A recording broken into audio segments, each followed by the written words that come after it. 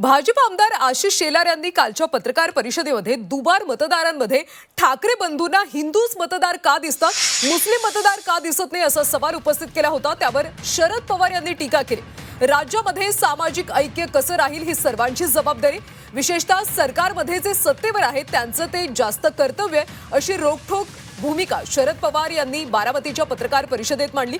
इतकंच नाही तर राज्य सरकारमधला एखादा सिनियर मंत्री जर धार्मिक किंवा जातीयवाद वाढेल असं वक्तव्य करत असेल तर ते राज्याच्या हिताचं नाही असं देखील शरद पवार म्हणाले।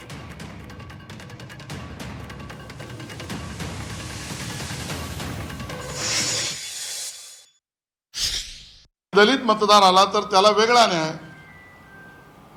वेगळी मांडणी, आणि मुस्लिम दुबार मतदार आला तर मूग गिळून ही राज ठाकरे आणि उद्धव ठाकरे यांची भूमिका आहे, महाराष्ट्र विकास आघाडीची भूमिका आहे।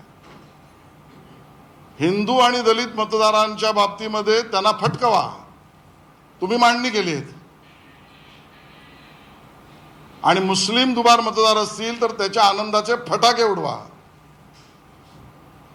ही भूमिका राज ठाकरे, उद्धवजी ठाकरे आणि महाराष्ट्र विकास आघाडीची काय आहे?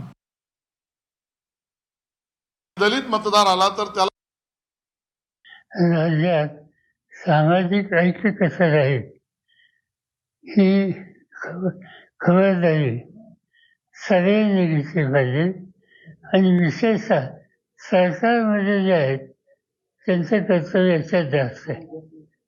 जर राज्य सरकारच्या मंत्रिमंडळाचा एक सिनियर मंत्री जर धार्मिक आणि जातीयवाद वाढेल अशा प्रकारचं निवेदन करत असेल तर ते राज्याच्या हिताचं नाही।